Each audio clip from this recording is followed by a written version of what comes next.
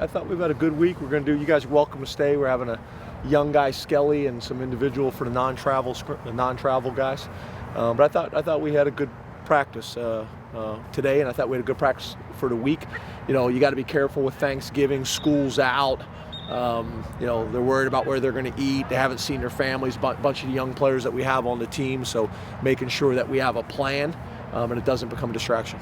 What is your plan, if you can tell us your secret Thanksgiving plan for these kids? Because, as you said, a lot of these guys, first-year players, never been away from home. Yeah, so what we do is, one of the things we did differently this year is a bunch of the guys that are either sick or hurt or not traveling, we let them go home.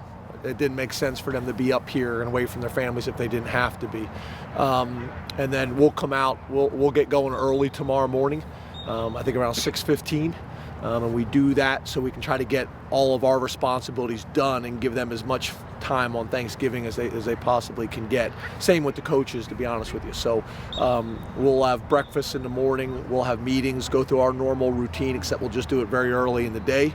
And then after we get done with practice and meetings, we'll go over and have a full team meal, Thanksgiving meal, over at Pollock and Training Table. They did a great job last year, better than I really even anticipated. I thought they went over the top for us.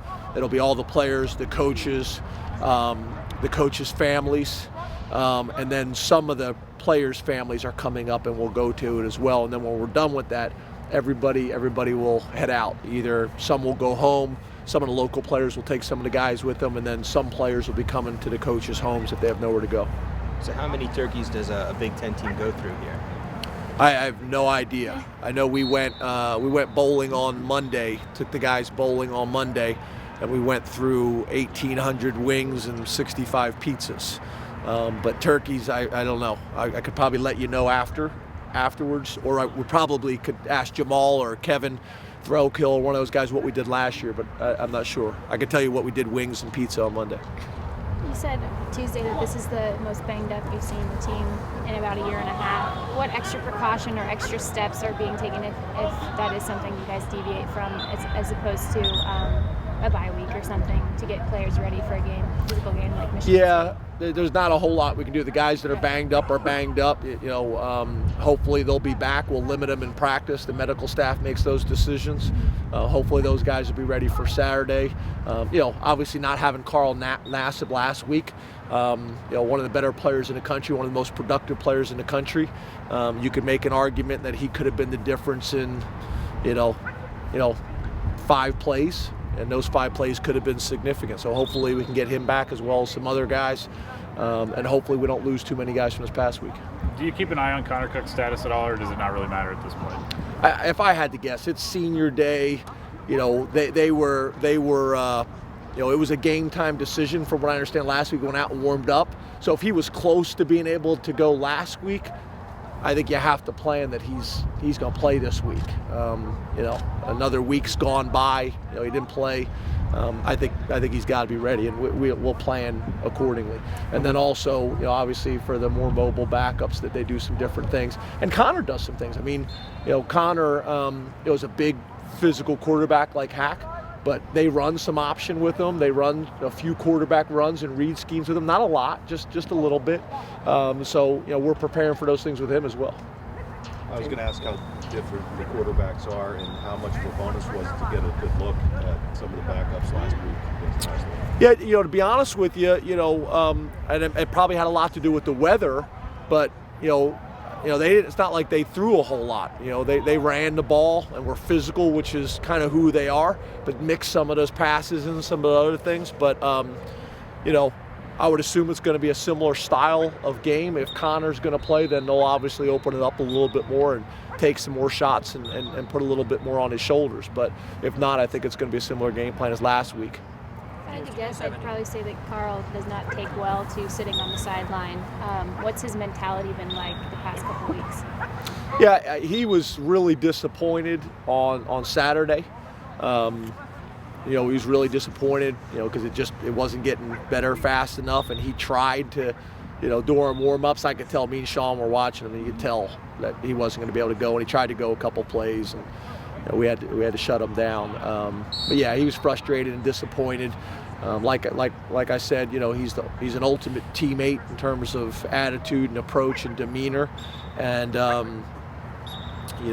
think more than anything, it killed him to be on a sideline in a big game for us at home, his last game at home, and in a closely contested game where he could have been the difference. So he's worked really hard to have the success and the opportunities he's had here at Penn State, and like we've talked about before, football is a little bit different than baseball or basketball, where you play 60 games. You only get so many opportunities to play this game, and you invest so much in the off season that it can be frustrating. James, do you have any hard and fast rules for the punt returns in terms of where you want them to catch the ball, where you want them to let it for a long time, the 10-yard line and stuff? Yeah. How do you guys approach that? Yeah, maybe I thought it was you guys that asked me that question before. Maybe it was one of my other. Maybe it was the radio show. Maybe it was the quarterback club. I don't know. I thought it was you guys. But it used to be the 10. People have gotten so good, especially the ones that are close down there and putting some hang time on and getting people down. The other thing people are doing is holding on to the ball with rugby type style kicks and make sure you're rushing to give people time to get down in their coverage lanes. So I think if there's enough hang time on it, some people will now go around the 8, which is what we'll do. Around the 8-yard line, no different on a kickoff return. You want to catch the ball moving forward, kind of those types of rules and things like that. But about the 8-yard line, and then don't back up. And for the most part, I think we've done a pretty good job with that. Decision making in general, I think we got to get cleaned up, not just on those sky punts, but when to get away from the ball, the short punts to communicate and get everybody away, those types of things. We've kind of escaped a couple situations that could have been disastrous besides the one Saturday. How did DeAndre react? Because that's a difficult spot for a kid to make a mistake and then kind of get pulled. How did he react? He's a guy that really kind of, since he's got here, he's kind of a reserved guy, keeps a lot of things in. I'm hoping, that we'll see more kind of personality, so it's kind of hard to judge his emotion. I know how the coaches and the players responded to him kind of having his back. We addressed it, on Sunday, no different than we addressed other mistakes that were made in the game, but one of the things that's important to us here at Penn State is that when guys make mistakes, he didn't mean to make that mistake. So when guys make mistakes, you correct the issue, but you don't make it personal. And I think he understands that. So we don't want to be berating players. Sometimes you see that on TV and games, berating players and things like that. We're not going to do that. So support him, love him. I thought his teammates did that as well. And he'll get other opportunities and he'll make plays. Pook is a guy that's been very, very dependable. Got a lot of respect around here from his teammates and coaches. Been very dependable for a long time, and just feel like right now, until we get some things cleaned up, it's probably in our best interest to have him back there. At what point do you feel comfortable putting him back out there to get another chance, and what does he have to do, maybe be it in this scenario, to show you that he's ready to go back out there? Yeah, I think it's what he's doing in practice habits. It's maybe during the bowl time and things like that. It's decision making. It's opportunities to sit in meetings and go through some of those different scenarios and situations with him.